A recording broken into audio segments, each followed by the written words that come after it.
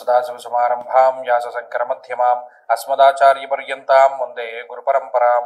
జ్యోతిష్ శాస్త్రాన్ని భావితరాల వారికి ప్రసాదించిన ఋషుల యొక్క పాదపద్మాలకి నమస్కారం చేసుకుంటూ, అలాగే నాకు ఈ జ్యోతిష విద్యను నేర్పిన గురువర్యులు జ్యోతిష బ్రహ్మ కీర్తిశేషులు శ్రీ ఈరంకి సూర్యనారాయణమూర్తి గారు, సూర్యశ్రీ దైవజ్ఞ గారి యొక్క పాదపద్మాలకి నమస్కారం చేసుకుంటూ, ఓం శ్రీ మహాగణాధిపతి నమః, శ్రీ గురుభ్యో నమః, హరి ఓం.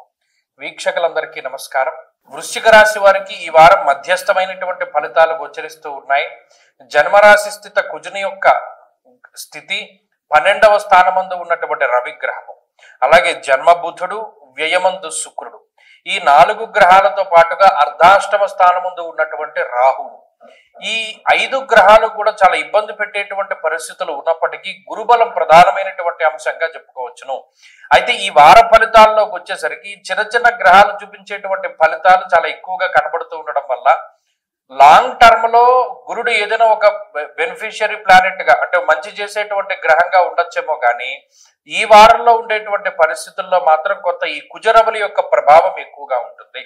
స్థానచరణము, అతి కోపం వల్ల వచ్చేటువంటి సమస్యలు, మాట పట్టింపులు, శారీరకమైనటువంటి శ్రమ, అనవసరమైనటువంటి ప్రయాణాలు, బంధుమూలకంగా ధనాన్ని ఖర్చు పెట్టేటువంటి పరిస్థితి, అనవసరమైనటువంటి రీసెర్చ్ ఓరియంటెడ్ గా అందులోకి అంత లోతుగా వెళ్ళడం అవసరం లేనప్పటికీ దాన్ని ఎక్కువగా డబ్బు ఖర్చు పెట్టి చాలా నేను రీసెర్చ్ చేస్తున్నాను దీని మీద అనేటువంటి మోడల్లో మీరు ముందుకు వెళ్ళడం వల్ల అటు మీ టైము, ఎనర్జీ, డబ్బు 3 కూడా కోల్పోతారు.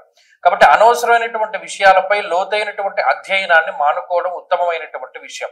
అలాగే మీ యొక్క సహజమైనటువంటి స్వభావానికి భిన్నంగా ఏది చేయకండి, మీ సహజమైనటువంటి శైలిలోనే వెళ్ళండి.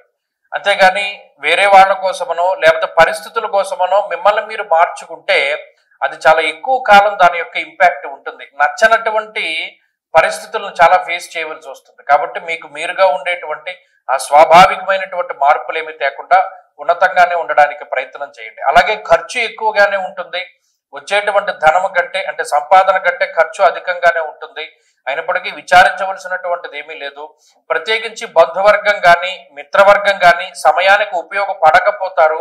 అంటే ఉదాహరణకి ఏదైనా ఫంక్షన్కి వెళ్ళాలరా బాబు నాకు నీ బండియో లేకపోతే కారు అని అడిగితే కూడా వారు అప్పటి వరకు ఇస్తామని చివరిలో హ్యాండ్ ఇచ్చేటువంటి పరిస్థితులు ఉంటాయి. ఇలా ఎందుకు మాట్లాడవలసి వస్తుంది అంటే ఈ గ్రహస్థితి ఈ విధంగానే చేస్తుంది. ఎవరైనా నమ్మించి మోసం చేస్తారు. అది మన దగ్గర వాళ్ళైనా దూరం వాళ్ళైనా ఏదైనా పరిస్థితి వేరు.